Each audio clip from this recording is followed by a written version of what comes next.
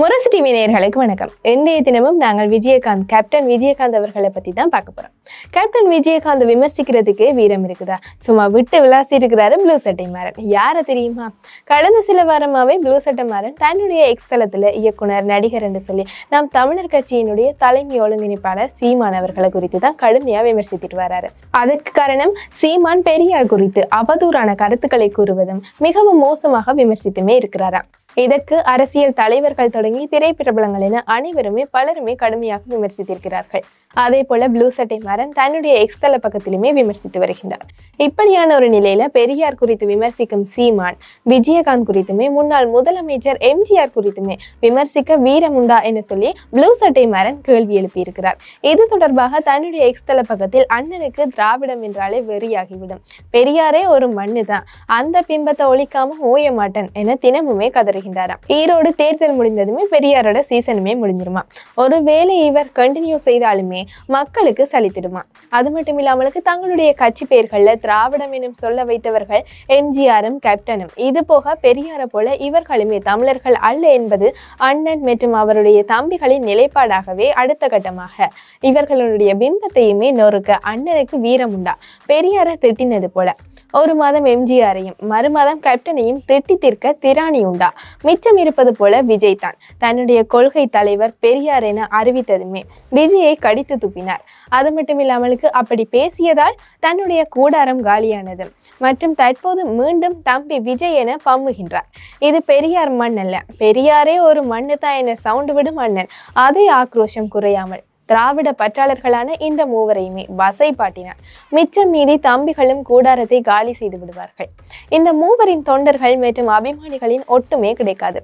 ஆகவே பெரியார் தாடியை பிடித்து தொங்கி மண்டையை உடைத்து கொண்டதே போதும். இவர்களை கடிக்க நினைத்தா ஒரு பல் கூட தேராது பார்த்துக்கோங்க அப்படின்னு பதிவிட்டிருக்கிறாரு. தொடர்ந்து சில வாரங்களாக பெரியாரை இகழ்ந்து வரும் அண்ணன் 2016 பெரியார் மற்றும் எம்ஜிஆருக்காக நினைவு கூட்டம் நடத்தி அவர்களுடைய புகழ்ந்த வீடியோ இது என குறிப்பிட்டு வீடியோவையும் கூட பகிர்ந்திருக்கிறாரு. அது மட்டும் இல்லாமல் மேல அந்த பதிவோட சில கேள்விகளையுமே முன்வைத்திருக்கிறாரு. அதுல ஒன்று, பிரபாகரனை 2008 சந்தித்த பிறகு பெரியார் ஆதரவு போக்கை கைவிட்டதாக தற்போது உருட்டி வருகிறீர்களே, பிறகு எப்படி 2016 பெரியாரை இப்படி பாராட்டி பேசினீர்கள்? திராவிடம் பெரியாருக்கு எதிராக பிரபாகரன் பேசிய ஒரு ஆதாரம் காட்ட முடியுமா? ஆகவே பெரியார் பற்றி உங்களிடம் தவறான கருத்தை பிரபாகரன் சொன்னதாக நீங்கள் சொல்வது பச்சை பொய் என்பதற்கு இந்த வீடியோ ஆதாரம் ஒன்று போதாதா? இரண்டாவது, இந்த வீடியோவில் எம்ஜிஆரோட பாடலை பார்த்தீங்களே, எம்ஜிஆர் திராவிட பற்றாளர் என தெரிந்தும் அவரை புகழ்ந்தது ஏன்? இதே எம்ஜிஆர் தான் அச்சம் என்பது மடமையடா, அஞ்சாமை என்பது திராவிடர் உடமையடா என்று பாடினார். அது தனது கட்சியின் பெயரில் கூட திராவிடம் எனும் சொல்லையும் வைத்தாரே. நீங்கள் சரியான மாவீரன் என்றால் தற்போது பெரியாரை வசைப்பாடுவது போல திராவிட பற்றாளர் எம்ஜிஆரை ஓயாமல் ஒரு வாரமாவது திட்டுங்கள் பார்க்கலாம். நேரத்துக்கு நேரம் நிறம் மாறுவதில் உங்களை மிஞ்ச ஒருவன் பிறந்துதான் வர வேண்டும், அப்படி ஒருவன் பிறக்கவும் வாய்ப்பில்லை எனவும் பதிவிட்டுள்ளார். இது பலருடைய கவனத்தையுமே ஈர்த்துள்ளது. தொடர்ந்து பெண்களை கவர்வதில் கெட்டிக்காரர், சினிமாவுக்கு வருவதற்கு முன்பாக விஜயகாந்த் இந்த வேலையெல்லாம் செய்திருக்கிறாரா என்று ஒரு பதிவு. விஜயகாந்த் எப்படிப்பட்ட நடிகர் என்பது எல்லாருக்குமே தெரியும். விஜயகாந்த் மதுரையை சேர்ந்தவர். இவருடைய தந்தை ரைஸ் மில் நடத்தி கொண்டிருந்தவர். சினிமாவில் நடிகராக வேண்டும் என்ற ஆசையில சென்னையை வந்து வெற்றி கொடி நாட்டியவர் தான் இந்த விஜயகாந்த்.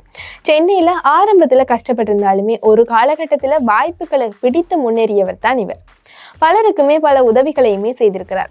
பசியோடு இருந்த பலருக்குமே சாப்பாடு போட்டிருக்கிறார். விஜயகாந்தினுடைய அலுவலகத்துக்கு சென்றாலே உணவு கிடைக்கும் என்கின்ற நிலையவுமே கேப்டன் உருவாக்கி இருக்கிறார். செந்துரப்பூவை படத்துல இவருக்கு கேப்டன் வேடம். எனவே படப்பிடிப்புல எல்லாருமே அவரை கேப்டன் என்று அழைத்த பின் அவருக்கு பட்டம் போலேயே ஆகிவிட்டது. சினிமாவுக்கு வருவதற்கு முன்பே அப்பாவினுடைய ரைஸ் மில்ல கவனிச்சு கொண்டிருந்தார். படிப்பையுமே பாதியில விட்டுட்டாரு. இந்த நிலையில தான் விஜயகாந்த் பற்றி ஒரு முக்கியமான தகவல் வெளியில வந்திருக்கு. அதாவது திருவனந்தபுரத்துல ஒரு ஷாம்பு கம்பெனியில அவர் வேலை செய்திருக்கிறார் என அவரை பற்றி நன்றாக தெரிந்த ஒருவர் தெரிவிச்சிருக்கிறார். திருவனந்தபுரத்துல உள்ள ஒரு தியேட்டரை நடத்தும் RS மோகன்தாஸ் என்பவர் ஊடகம் ஒன்றுல பேசின போது, அப்போதெல்லாம் திருவனந்தபுரத்துல 3 தியேட்டர்கள் தான் தமிழ் படங்களை திரையிடுவாங்க. அது மட்டும் இல்லாமலுக்கு விஜயகாந்த் அடிக்கடி படம் பார்க்க வருவாரு. மலையாள நடிகர் பிரேம் நஸ்ரின் தீவிர ரசிகர் இவர். அது மட்டும் இல்லாமலுக்கு அவருடைய படங்களை விஜயகாந்த் மிஸ் பண்ணவே மாட்டாரு. வெல்வெட் ஷாம்பு என்கின்ற கம்பெனில விற்பனை பிரதிநிதியாக, அதாவது சேல் ரீப்ரசன்டேட்டிவாக வேலை செய்யவே அவர் இந்த ஊருக்கும் வந்தாரு. அதுக்கு பிறகு ஒரு நகை கடையிலையுமே அவர் சேல்ஸ்மேனாகவும் வேலை செய்தார். 1970 முதல் அவரை எனக்கு தெரியும். அவர் பிரபலமான ஒரு நடிகரும். பிறகுமே சில சமயம் படப்பிடிப்புக்காக கேரளா வரும்போது இந்த தியேட்டருக்கு வருவார். அவரிடம் பெரிய நடிகர் என்கின்ற எந்த ஒரு பந்தாவுமே இருக்காதான். ரொம்பவே எளிமையா பழகுற ஒரு மனுஷரும் கூட அப்படின்னு பகிர்ந்திருக்கிறாரு. சினிமாவுக்கு வாரத்துக்கு முதலே விஜயகாந்த் திருவனந்தபுரத்துல ஒரு ஷாம்பு கம்பெனில மற்றும் நகை கடையில வேலை செஞ்சிருக்கிறார் என்று நிச்சயம் ஆச்சரியமான செய்திகள் தான். விஜயகாந்த் மறைந்து ஓராண்டு ஆனாலுமே அவருடைய நினைவுகள் என்றுமே தமிழக மக்கள் மற்றும் உலக மக்கள் மற்றும் ரசிகர்கள் அவர்களுடைய மனங்களையுமே மறையாம நீடித்து வாழ்றோண்டாவுமே இருக்குது. மேலும் அது மட்டும் இல்லாமலுக்கு பொங்கல் தினத்துக்கு கூட விஜயகாந்தோட மகன் சண்முக பாண்டியன் நடித்திருக்கிற படைத்தலைவன் திரைப்படமுமே திரைக்கு வந்திருந்தது. கடந்த ஆண்டு வெளிவந்த கோட் படத்திலையும் லப்பர் பந்து படத்திலையுமே விஜயகாந்த் ரெஃபரன்ஸ் செய்திருந்ததும் குறிப்பிடத்தக்க ஒன்றாகவே காணப்படுது. விஜயகாந்த் விமர்சிக்க வீரம் இருக்குதான்னு சொல்லி விட்டு விளாசி இருக்கிறாரு ப்ளூ சட்டை மாறன்.